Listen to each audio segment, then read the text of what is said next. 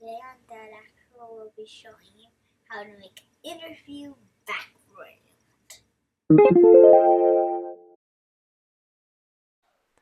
If you've ever watched a professional football game, you might have noticed that the pre and post game interviews often take place in front of a background filled with all the sponsors' logos. Today on DadActual, I'm going to show you how to make one of these with cheap and easy parts you have lying around the house.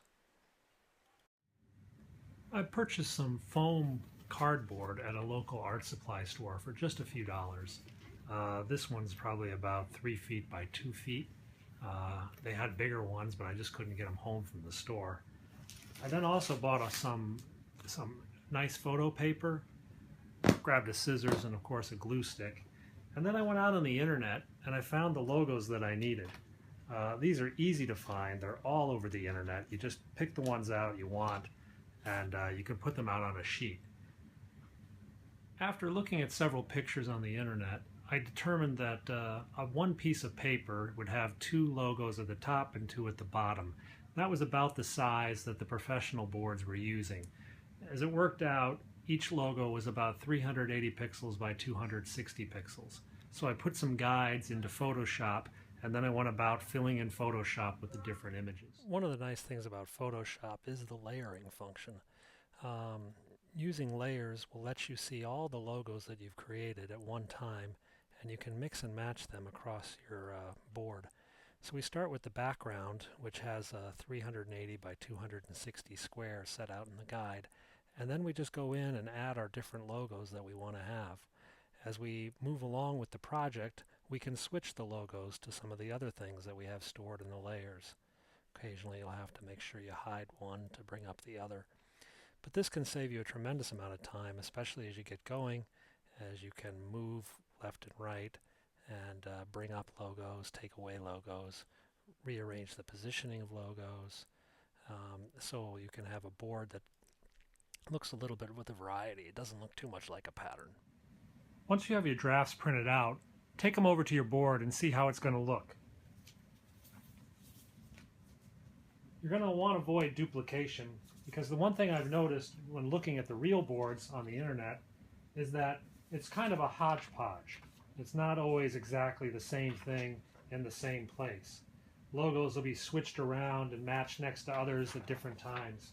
So when you build out your board, you'll want to make several different versions where, say, the Puma's in one place, the Arsenal's in another. For right now, though, it doesn't really matter. It's just an idea of how many pages you're going to need. You're going to want to make sure you have plenty of ink and a very good printer. So this is going to take a lot of time to print all of these out. I'm using photo gloss paper, which has resulted in a really, really nice looking image. It's just taken a lot of ink.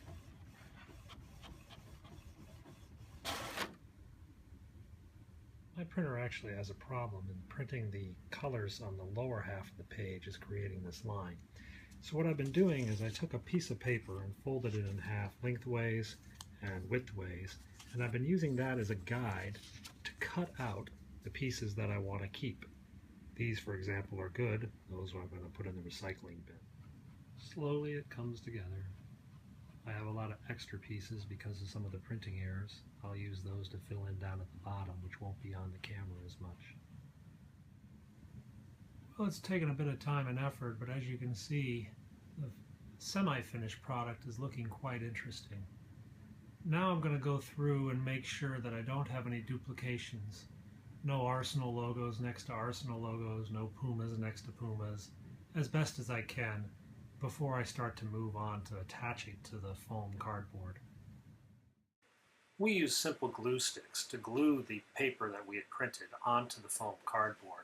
You have to be sure to get the corners and the edges done as best you can. We used a paper towel to push it down so as not to spill the ink and to make sure the corners and seams looked clean. Don't worry if there's a little gap. It doesn't look that bad once you get it on camera. I'm pretty happy with how it turned out. You can see seams if you look hard enough, but most of the time when you're doing a video, it doesn't really show up. There are a few, for example, here. We'll take a butter knife, put some glue underneath it, and push that down a little bit tighter. But overall, pretty happy with the project. Subscribe follow, and like this video. Bye!